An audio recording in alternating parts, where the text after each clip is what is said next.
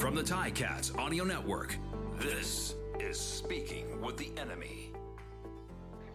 Welcome back, Tiger Cats and Argots from BMO Field. Just about 35 minutes away, folks. It is time to wave the white flag here on the pregame show as we speak to the enemy, as presented by Red Tag. It's time to get together, and with redtag.ca, you can book your group vacations and pay now or pay later.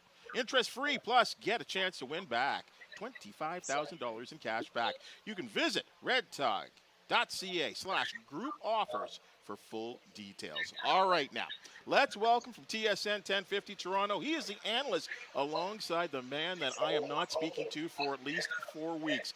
Mike Hogan, Natey Adjei, thanks for checking in. No worries. It's a pleasure to be on with you, speaking with the enemies. I don't think me and Mike were enemies for a while on the field, but I did his podcast the other day. I feel like we're friends now, so I don't know if you can call me an enemy. All right. You know what? Let me ask you that. Why are games between these two teams usually the most anticipated of the season? Man, it's just a long rivalry that dates back to before any of us were born. The two cities really hate each other.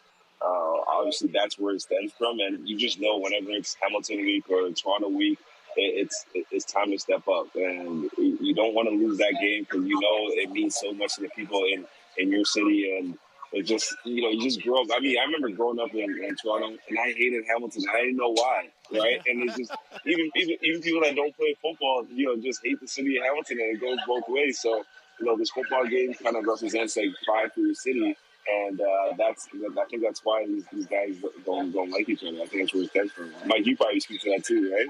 Yeah, well, that's exactly it. For whatever reason, when you come in as a first or second year player and you're not really familiar with the rivalry, the first thing you're told by all the fans, at least in Hamilton, are, "Hey, listen, I don't care as long as you beat the Argos. That's what matters." And it's funny because it carries over in every single game. But listen, I wanted to get your input on where this Argos team is, because I think, when you look at it, it's very similar. It's this Jekyll and Hyde of the Argos offense, defense, and very similar to the Ticats, where it's a lot of numbers, being able to be very flashy and explosive, and then at other times it's turnovers or something else that hurts you. Where do you see this Argos team right now, and what do they need to do to get back on track?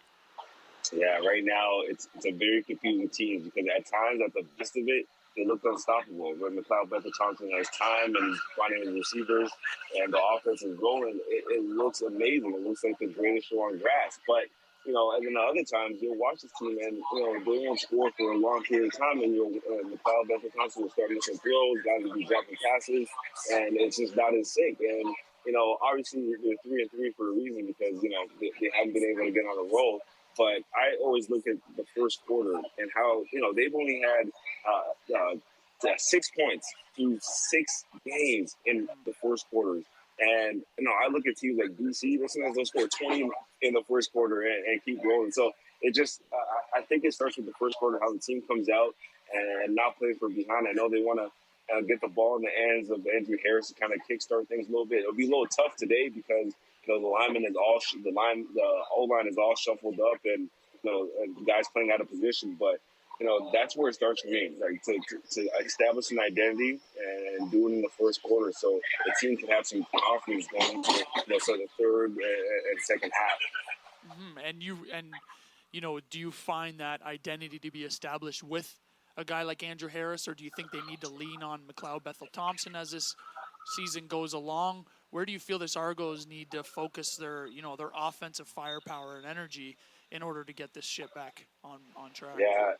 Yeah, like a guy like Andrew Harris, right? He's probably the most proven guy on the whole entire Argos team right now, right? So you can lean on him, but he's a guy that needs help, right? He needs a good old line because he can't run the ball through linemen that aren't being blocked, right? So he needs help in that aspect. And I find it tough for him to get it today because of the lineman situation. So you tell about Thompson, I mean, this is his first year starting. It's similar to Dane Evans, where you're the number one guy from day one, right? He's got to kind of take the reins and lead this team.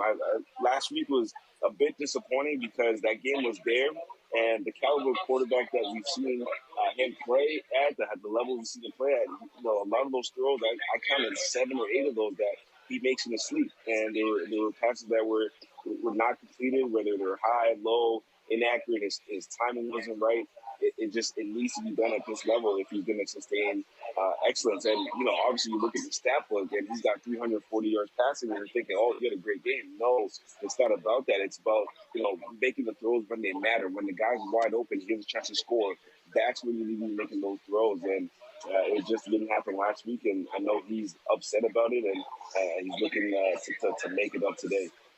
Tiger Cats, or at least a former Tiger Cats receiver, Brandon Banks, he's listed as a backup here on at least on the depth chart here. I mean, it's hard to believe he won't make an impact some way, shape, or form. Where is he at this point of his career as an Argonaut? You know what?